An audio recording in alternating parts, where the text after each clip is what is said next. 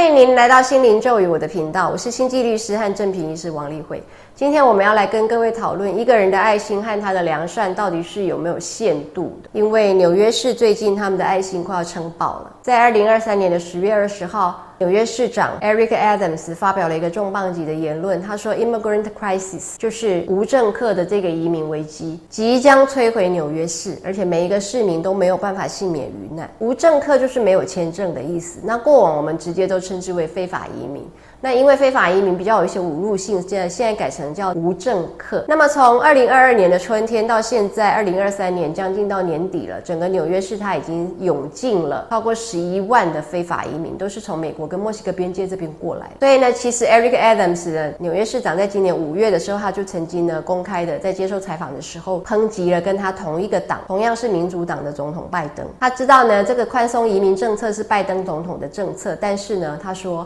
这不应该是由我们这些大城市包括纽约市、芝加哥、旧金山、洛杉矶这些大城市各自吸收，总统应该要有一个全国性的一个解决方案，因为我们已经吃不消了。举例来讲好了，在2023年的9月的时候，纽约市的公立学校被迫多收了超过2万名的学童，因为这些都是非法移民带过来的孩子。那什么样的情况之下我们可以瞬间暴增2万个入学者你要有这样的师资，你要有这样的教室，你觉得这个是不是对一个城市来讲，它的收纳量确实是令他们非常的头大就是超过他们的度量所能够指引的。为什么会有这么多的移民涌进纽约市呢？纽约这个地方很冷，也不是那么容易过日子，再说消费也很高。主要就是因为呢，纽约市从1981年开始就有一个实施了40多年的 Right to Shelter 庇护权法。这个庇护权法讲的就是呢，对于任何一个无家可归的人，纽约市都会为他寻找临时住处。所以有时候他们甚至就是真的是让他住饭店，由市政府出钱来让他住饭店。那么我们原来看到这个法的时候，我们会认为无家可归讲的是游民嘛确实呢，就因为纽约有这个庇护权法，所以呢，整个美国来讲的话，游民最多的第一是洛杉矶，因为它气候非常良好、温暖，而且工作机会多，然后人口也多，容易得到帮助的机会容易要到吃食的机会也多。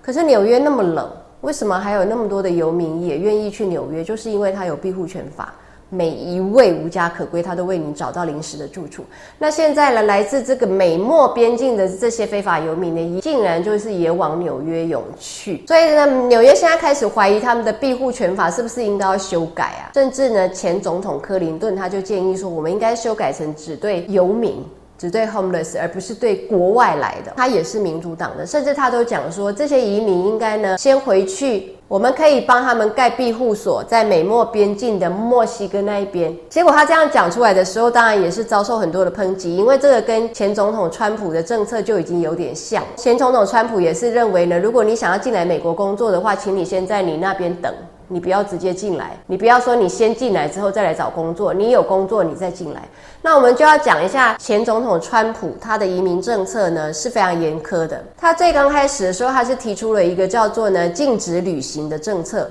它针对的是所谓的伊斯兰教国家，包括查德伊朗叙利亚这些，其中又加上了一个不是伊斯兰教国家，是北韩。他就说呢，这7个国家的人民呢，我们都不发给他旅游签证，我们不欢迎他们来我们这里玩。事实上，他的这个 Executive Order 13769这个行政命令不是真的只有针对这些伊斯兰教的国家，他还针对了中南美洲委内瑞拉不想要让他们来的那些国家，他都可以用这个行政命令去拒绝给他们签证。真正在美国的政府公报里面讲的是 Protecting the nation from foreign terrorist entry into the United States。这个意思就是说呢，我们是基于国家安全的关系，所以不能让这些外国的恐怖分子进来。虽然讲的是恐怖分子，可是在审理任何的移民申请的时候都要非常的小心，并不是只有针对这几个国家才严格的申请他们的移民案。对于所有个国家的申请要来美国当移民的人呢，所有的移民案通通都被搁置下来，都严格再严格的加以审核。这样子的一个法案却在2018年的时候被美国最高法院认可。所以呢，在6月26号2018年的时候，美国最高法院公布他的判决的时候，我们这个被号称是为川普执政以来最指标性的一个胜利，就是他的移民法案的大胜利。最高法院讲到是说呢，不管川普总统他个人的言论怎么样，他这件事情上面他都没有越权也并没有违反我们美国宪法第1修正案，因为呢，他针对了伊斯兰教国家嘛。可是美国宪法第1修正案就是说，我们的人民一律都是有宗教的自由、言论的自由、聚会的自由、出版的自由，这些都是我们的宪法所保障的。那么我们看不出来川普总统的 Executive Order 13769这个行政命令有任何的违背，因为呢，这个是基于保护我们的国家安全而做的一个禁止，并不是针对于这些人的宗教去进行歧视，所以他是这样子给予解释的，这是他大获全胜。后来他又提出了一个更夸张的，叫做 Trump Administration Family Separation Policy。他把已经成年的非法移民被抓到之后，他就起诉，然后关进去联邦监狱，然后再来就是驱逐出境送回国。那如果是还没有成年的，他就没办法做得这么直白嘛，于是他就交给他们的卫生和公共服务部门的话来加以照管。但是这就造成了父母跟子女分离嘛，成年的是父母，未成年的是子女，他们就被分开了。这样的情形的话，也是引起非常非常大的一个反弹，甚至在美国加州有一个联邦地区法院的法官，不是巡回上诉法院，也不是最高法院，就是地区等级的一个法官，他都直接呢下了一道禁令去驳斥他们的川普总统。他说，我限你们在30天之内让父母跟子女赶快团聚，我禁止你们去实施我们的总统的这个分离政策，因为这是极端不人道的事情。那我们就可以看到川普先生他个人的移民政策是这样，而且他在2023年的10月29号他也宣布说，如果他明年能够竞选成功的话，他一定会重启这个所谓的旅游禁令，就是用旅游的名称，我不发给你观光签证，但是事实上呢，因此而加重加严了所有移民的审查。拜登总统在2021年上任的时候呢，从2月开始，这个美墨边境就整个就宽松了，所以每个月涌进极大量的几万的非法移民，甚至在边境的这些巡逻警官或是巡逻军人还下令，就算抓到了，也直接把他们释放到街头去，我们不遣返，我们也不抓去管。那这个首当其冲最严重的就是在美国跟墨西哥接邻的这些个州，包括德州跟佛罗里达州，所以他们每天都涌进几万的非法移民，当然就是没有签证的嘛，这样涌进来，那他们真的头大到不行，所以呢，他们就决定一车一车的把这些非法移民往民主党执政的那些州送，旧金山、洛杉矶、纽约这种大城市，而且送的最多的是纽约州，因为我们刚刚讲纽约市就是有这个庇护权法。